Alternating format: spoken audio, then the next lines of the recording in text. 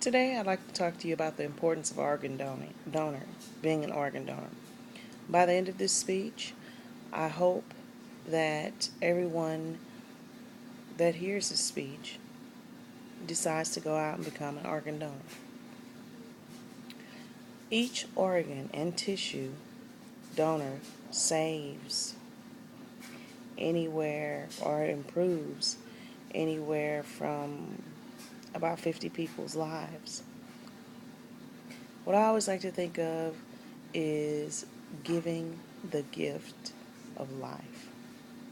You may lighten the load of the person who's lost that family member. I think it helps to lighten their tragedy and makes it life a little more copable for them. Each day, there's about 77 people who are saved by organ donors.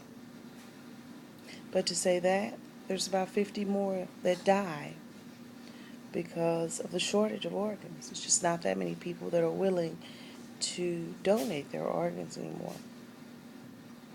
What organ donation is the removal of human body, tissues, eyes, things like that, after one has passed away.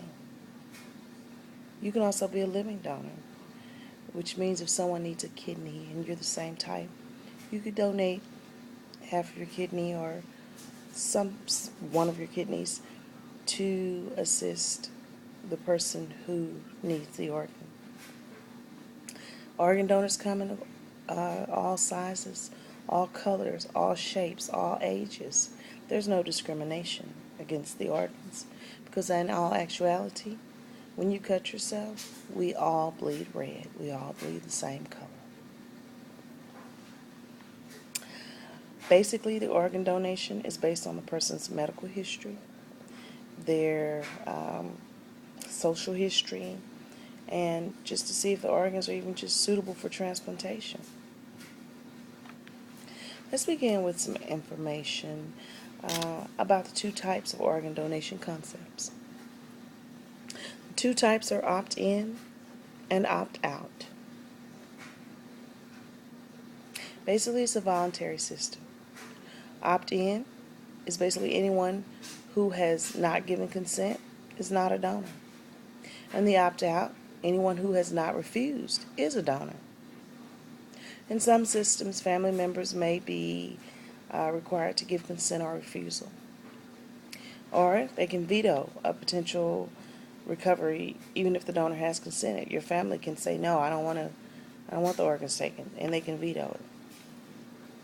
Well, under the United States law, the regulation of the donation is left to states within the limitations of the Federal National Organ Transplant Act of 1984. They actually had to put an act in dealing with organ donations. Each state's Uniform Analytical Gift Act, and this seeks streamlined processes and standardizes the rules among various states. So there's different rules among each state over organ donation. Each state has their own rules. Right now they're trying to streamline it to straighten some things out. In many states, it's encouraged that the organ donors, be made allowing consent, and they put that on the driver's license. The state of Texas does that, where you have to consent and say, yes, I want to be an organ donor. It's on my driver's license. I am an organ donor. But there's pre-consent system in other places like Europe, and rather than the extended consent system, which is the opt-out system, it doesn't regulate organ donation. Decisions left to the members of the states. So a lot of the most prominent and the hardest states for the opt-out system is going to be Spain, Australia, Belgium, and other high donor rate states like that. Now that we have some statistics about the policies of organ donation and the options of the U.S. and Europe, let's discuss some bioethical issues with organ donation. And there's a lot of people that have bioethical issues. This has been going on since the mid-1970s. It's where people feel like, okay, A lot of people may say Jehovah's Witnesses feel you shouldn't share blood. Well, these people feel like you shouldn't share organs. And it's your own personal belief. Doesn't mean it's right, doesn't mean it's wrong. It's your own personal beliefs. No one overrules, no one's right, no one's wrong on that level. Now that we have a clear understanding of why we should volunteer to become organ donors, let's start by closing by saying organ donation is one of the kindest, most generous, and most powerful actions that each and every one of us can take.